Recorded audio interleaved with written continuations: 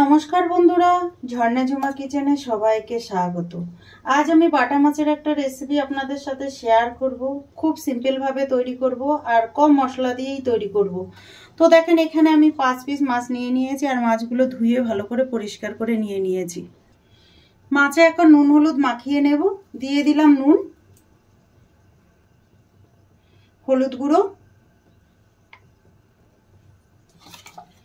ভালো করে দেখেন মেখে নিলাম আমি হাত দিয়ে। দেখেন মাছ ভালো করে মাখা হয়ে গেছে। এখন মাছগুলো আমি ভেজে নেব। গ্যাসে আমি কড়াই চাপিয়ে দিয়েছি আর কড়াই খুব ভালোভাবে গরম করে নিয়ে নিয়েছি। দিয়ে দিলাম দেখেন সর্ষের তেল। তেল দেখেন ভালোভাবে গরম হয়ে গেছে। এখন আমি মাছগুলো দিয়ে দিলাম তেলের মধ্যে।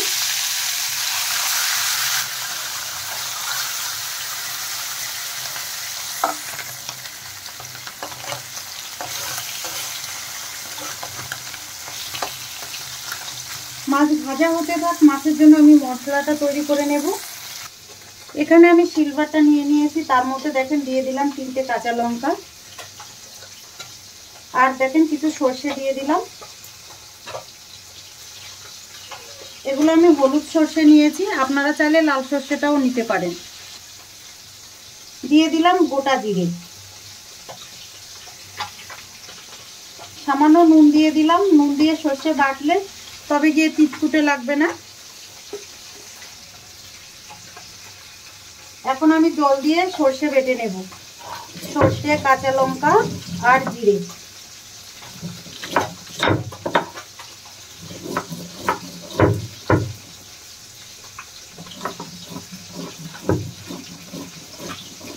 একদম মিহি করে বেটে নিতে হবে।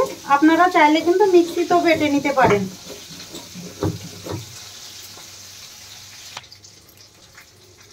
দেখেন সর্ষে বাটা হয়ে গেছে আমার, আর একটু বাটতে হবে। খুব সুন্দর করে দেখেন মিহি করে আমি বেটে নিয়েছি সর্ষে।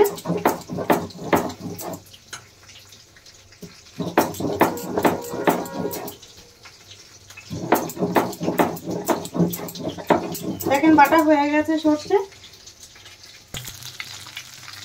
মাছ পাল্টে দেব। এক সাইড দেখুন খুব ভালো করে ভাজা হয়ে গেছে। মাছ দেখেন ভালো করে ভাজা হয়ে গেছে, তুলে নিচ্ছি এখন। আর মাছ কিন্তু কড়া করে ভাজতে হবে। এইভাবে সব মাছ কটা আমি ভেজে নেব। কড়াইতে আর কিছুটা দেখেন তেল দিয়ে দিলাম। ফোড়নে দিয়ে দিলাম দেখেন একটা কাঁচা লঙ্কা আর দিয়ে দিলাম পেঁয়াজ। মাঝারি সাইজের একটা পেঁয়াজ দিয়েছি আমি। আর সর্ষের রেসিপিতে আপনারা কিন্তু সবসময় তেল একটু বেশি দেওয়ার চেষ্টা করবেন, খেতে কিন্তু টেস্ট হয় আর তিতকুটে ভাতটা হয় না। পেঁয়াজগুলো একটু ভালো করে ভেজে নেব। দেখেন পেঁয়াজ কিন্তু হালকা কালার হতে শুরু করে দিয়েছে।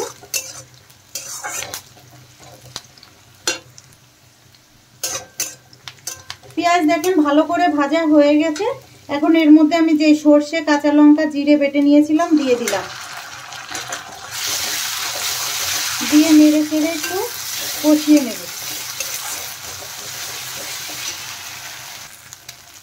টেস্ট হিসাবে নুন দিয়ে দিলাম। সর্ষে বাটতে কিন্তু আমি সামান্য নুন দিয়েছি, তো বুঝে নুন দেবেন। দিয়ে দিলাম হলুদ গুঁড়ো। খুব সামান্য একটু দেখেন চিনি দিলাম টেস্টের ব্যালেন্স ঠিক রাখার জন্য। এখন নেড়ে চেড়ে সর্ষে ভালো করে কষিয়ে নেব।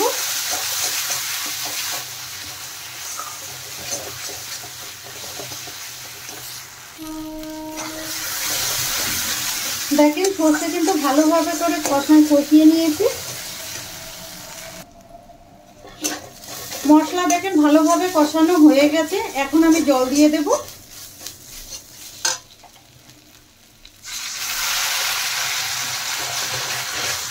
আমি আমার পরিমাণ মতো দেখেন জল দিয়ে দিলাম।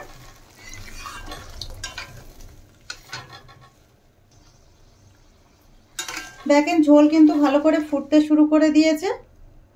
এখন এর মধ্যে আমি ভেজে রাখা মাছগুলো দেখেন দিয়ে দিলাম। মাছ দিয়ে দেওয়ার পরে কিছু সময় ফুটিয়ে নেব।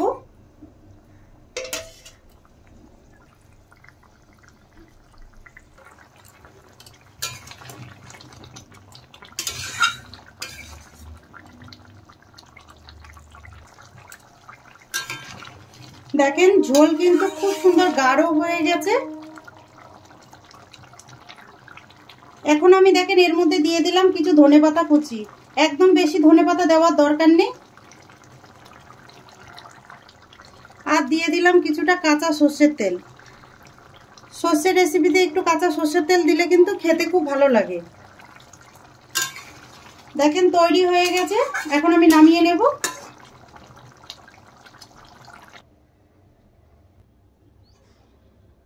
এখন আমি দেখেন প্লেটে নিয়ে নিলাম।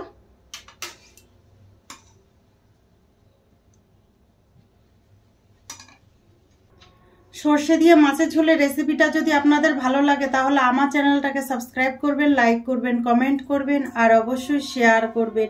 আর আমি যেইভাবে মাছের ঝোলের রেসিপিটা বানিয়েছি প্লিজ আপনারা এইভাবে বানিয়ে খেয়ে আমাকে কমেন্ট করে জানাবেন। ভিডিওটা দেখার জন্য ধন্যবাদ।